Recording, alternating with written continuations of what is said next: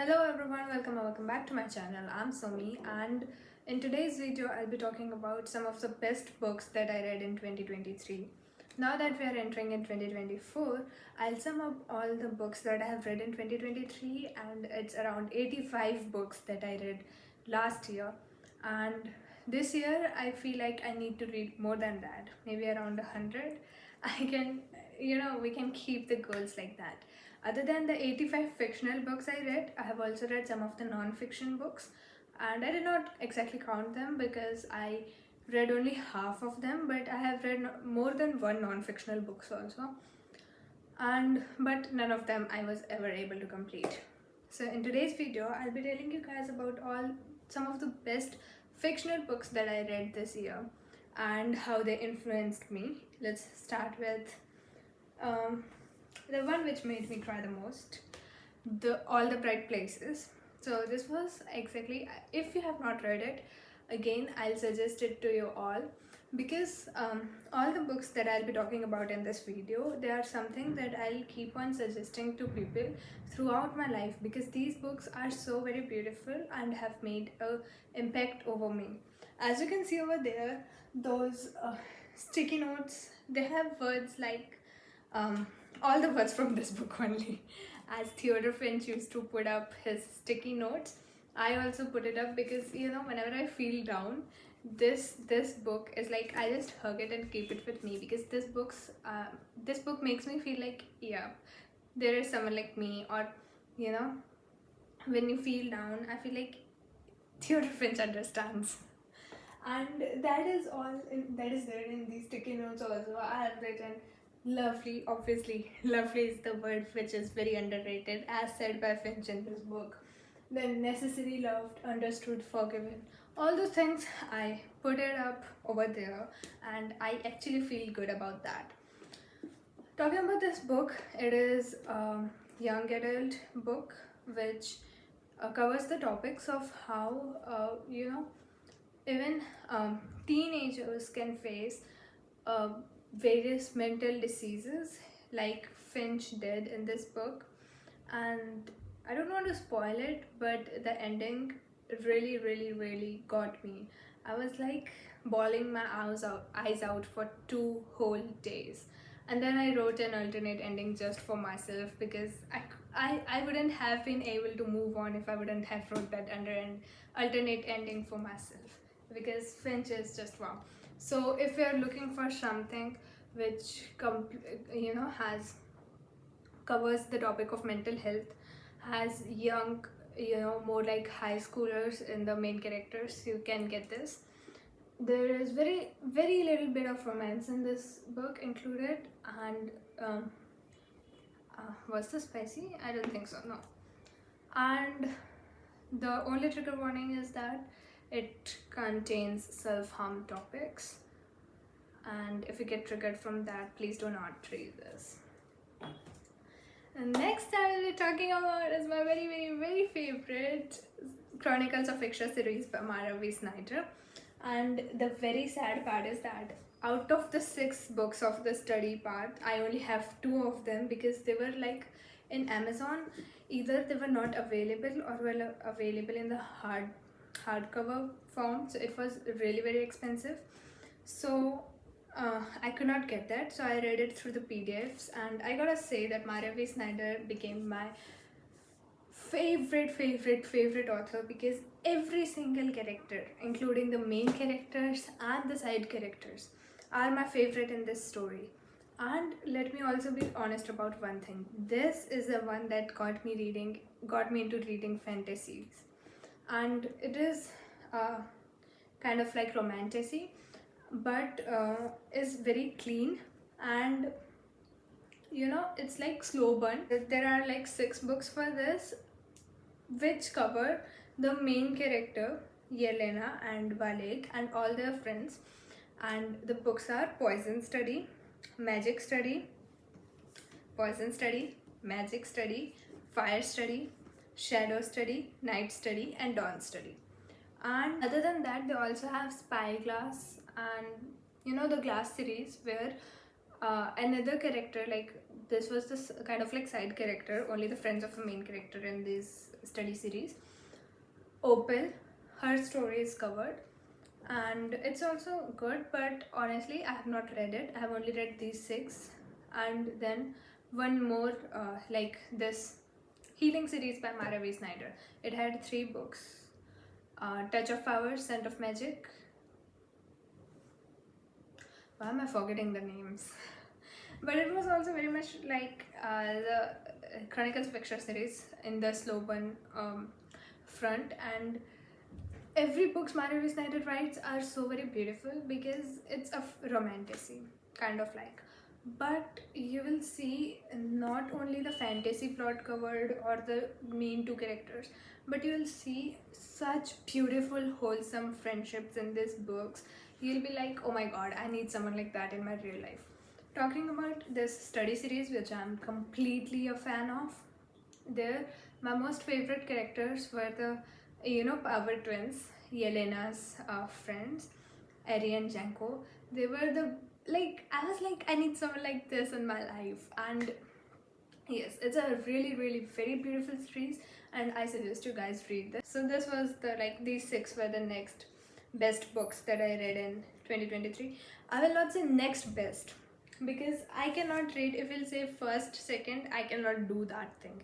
No, all of these are the first for me, because seriously these 2 are like this 6 and this one, they are both from very different genres, and both have covered their own topics very very very well, and it's just beautiful in both.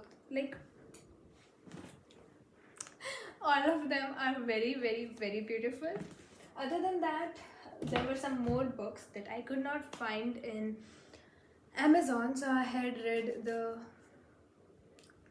PDF version of it, and that was the Lux series by Jennifer L. Armentrout. And it was also about, like, it was not fantasy, but it was a story about which covered aliens. Again, in this one, one more thing I wanted to tell about this one is that it covers age gap also. There is a huge age gap of 14 years, and in that one, the Lux series I was talking about, there is, both the characters are high schoolers itself. They are high school senior year in the start of the book, and it also is like it's like it covers, like, the plot is basically of an alien who is there on the earth. And I swear, I liked those 5 books also so freaking much. I do not remember the names, let me tell you. I do not remember the names that much. I do not remember the events of the books that much. I mean, I know what the series is named, like the Lux series and the Chronicles of Iksha series or the study series. But I read it one after the another because I could not just put it down, because of which I do not know what exact event happens in what exact book. I'm like, it's all of it is mixed up. I remember all the events, the plot, but I cannot associate it to particular books in the series. All I can associate it is with the series. Next is Before the Coffee Gets Cold by Toshikazu Kawaguchi. This is a very short book, very short story, and it is exactly about, like, time travel offered by a cafe, in which you can travel to the past or the future, but you have to come back to the present time before the coffee gets cold. And it's really beautiful. It has 4 short stories in it. Like, the characters are the same, but if there are 5 characters, so the stories are like, first one chapter is for one character, then the next chapter is for another character, then the next chapter is for another character, like that. And it's also really really beautiful. It's about how sometimes we do things due to our ego or things like that we then regret it afterwards and feel like, if only I could turn back the time. Or sometimes we have such circumstances in front of us that make us feel like, if only I could see what the future would be like, maybe I will not be there in the future. So there were such things in this one. It was very bittersweet, because the first 2 chapters were very hopeful. They made me very happy. But the last 2 chapters made me seriously cry because it was so beautiful. I cannot tell you guys. That is so freaking beautiful. It was actually a Japanese book which is translated by someone, sorry. But Toshikazu Kawaguchi, I hope I'm pronouncing the name right.